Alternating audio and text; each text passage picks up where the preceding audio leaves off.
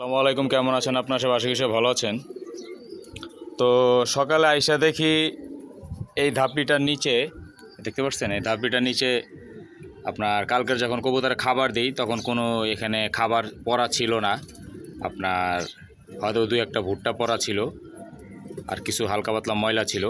তো আমি সকালে আইসা দেখি এখানে ভুট্টা প্রায় 5-6টার মতন ভুট্টা বা অনেকটি গম, রেজা এগুলো সব পড়ে আছে। তো পরে আছে, তো ভালো করে চেক করে দেখলাম অবশ্যই কেউ বমি করছে, অথবা পরে দেখি যে হ্যাঁ অবশ্যই একজন, যে কোনো একজন না একজন বমি করছে। তো আমি সকালে এগুলো সব কটা নর চেক করছি। চেক করার পর আমি বুঝতে পারি না যে কোনটা আপনার বমি করছে। তো এখনও বোঝা যায় না কে বমি করছে। তো আমি এটা সাথে সাথে আমি দেখে আমি এই জায়গাটা সম্পূর্ণ পরিষ্কার করে ফেলছি। যেহেতু আমি কবুতর যদি এখন ছাড়ি বা কালকে ছাড়ি, যে কোনো টাইমটাই ছাড়ি, দেখা গেছে কবুতর যদি এখানে নাইমা যদি খাবারটা খায় তাহলে একজনের দ্বারা দেখা যাচ্ছে আরও 10 জনের সমস্যাটা বাড়বে।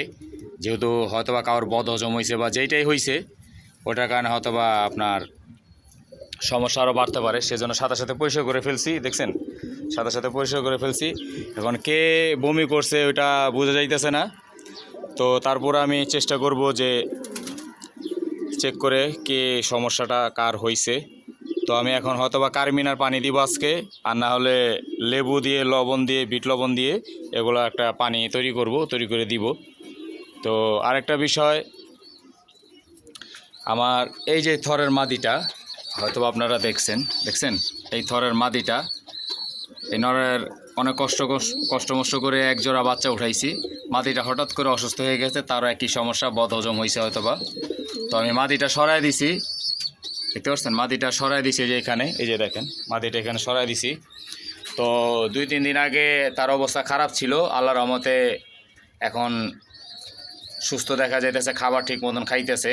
দেখেন পায়খানা, দেখছেন পায়খানাটা খারাপ হয়ে গেছিলো, তো এখন একটু সে সুস্থ আছে। এটা মাদি।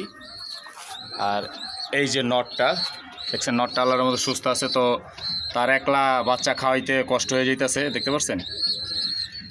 তারই একটা বাচ্চা আমি সরাই দিছি, সরাই যে এখানে দিছি, এই কামলার পেটে দিয়ে দিছি, মানে এদের পেটে দিয়ে দিছি। তো এই দুইটা বাচ্চা নিয়ে একটু বিস্তারিত আপনাদের আরেকদিন বলবো, যেহেতু ভিডিও লং হয়ে যাইতেছে। অবশ্যই আপনাদের এদের বাচ্চা নিয়ে বিস্তারিত জানাবো। তো দেখতে পাচ্ছেন একটা চুইটাল হয়েছে আর একটা নাইরা হয়েছে, দেখেন। তো এদের বিস্তারিত দেখাবো। তো আজকে সবাই আমার কবুতরগুলোর জন্য দোয়া করবেন। আজকে এই পর্যন্তই। আসসালামু আলাইকুম।